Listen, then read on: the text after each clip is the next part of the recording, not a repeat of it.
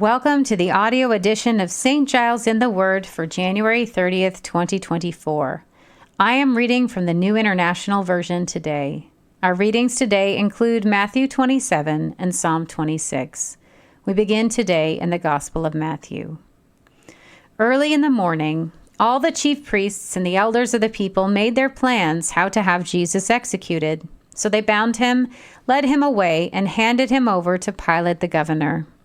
When Judas, who had betrayed him, saw that Jesus was condemned, he was seized with remorse and returned the 30 pieces of silver to the chief priests and the elders.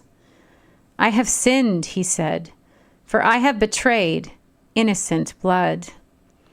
"What is that to us?" they replied. "That's your responsibility."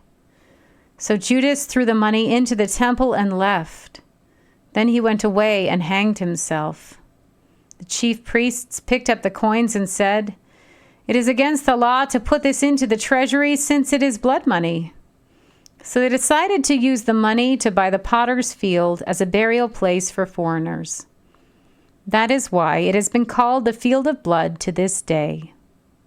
Then what was spoken by Jeremiah the prophet was fulfilled.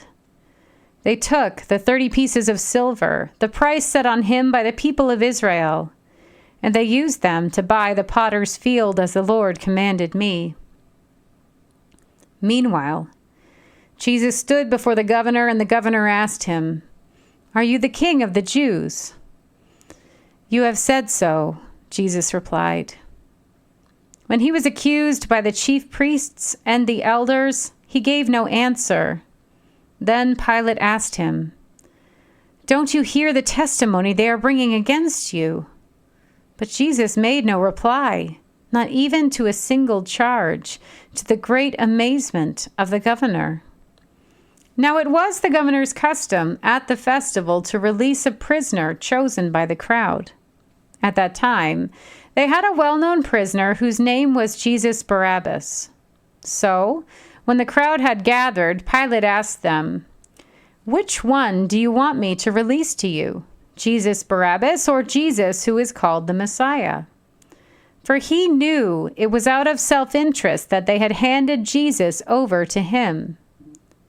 While Pilate was sitting on the judge's seat, his wife sent him this message: "Don't have anything to do with that innocent man, for I have suffered a great deal today in a dream because of him." But the chief priests and the elders persuaded the crowd to ask for Barabbas and to have Jesus executed. "Which of the two do you want me to release to you?" asked the governor. "Barabbas," they answered. "What shall I do then with Jesus who is called the Messiah?" Pilate asked. They all answered, "Crucify him." "Why? What crime has he committed?" asked Pilate. But they shouted all the louder, "Crucify him!" When Pilate saw that he was getting nowhere, but that instead an uproar was starting, he took water and washed his hands in front of the crowd. "I am innocent of this man's blood," he said. "It is your responsibility."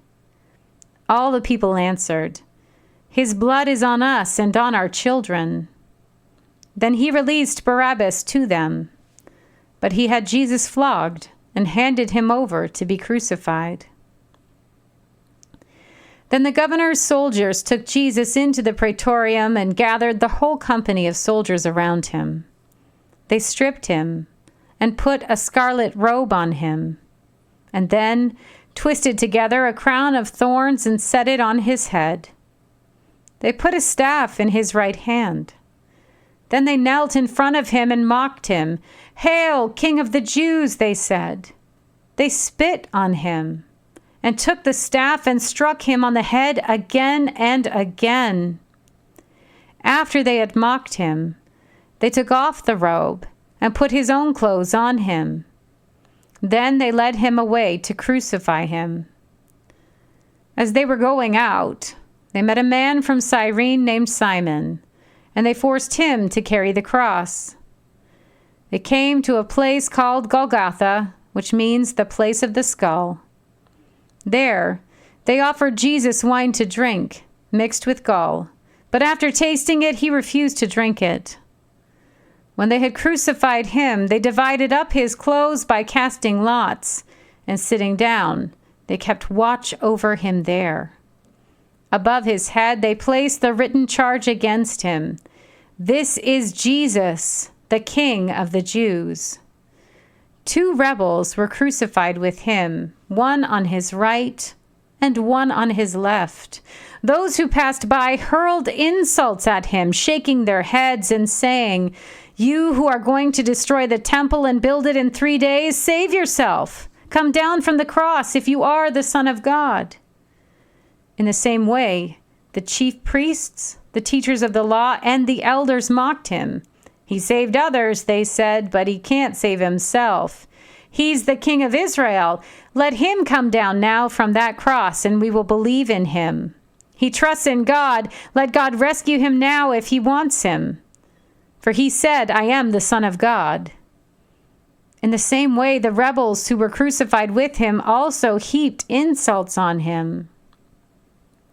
From noon until 3 in the afternoon, darkness came all over the land. About 3 in the afternoon, Jesus cried out in a loud voice, "Eli, Eli, lama sabachthani," which means, my God, why have you forsaken me?"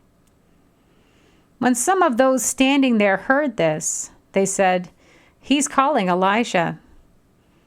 Immediately, one of them ran and got a sponge. He filled it with wine vinegar, put it on a staff, and offered it to Jesus to drink. The rest said, "Now, leave him alone. Let's see if Elijah comes to save him." And when Jesus had cried out again in a loud voice, he gave up his spirit. At that moment, the curtain of the temple was torn in 2 from top to bottom. The earth shook, the rocks split, and the tombs broke open. The bodies of many holy people who had died were raised to life. They came out of the tombs after Jesus' resurrection and went into the holy city and appeared to many people. When the centurion and those with him who were guarding Jesus saw the earthquake and all that had happened, they were terrified and exclaimed, "Surely he was the Son of God." Many women were there, watching from a distance. They had followed Jesus from Galilee to care for his needs.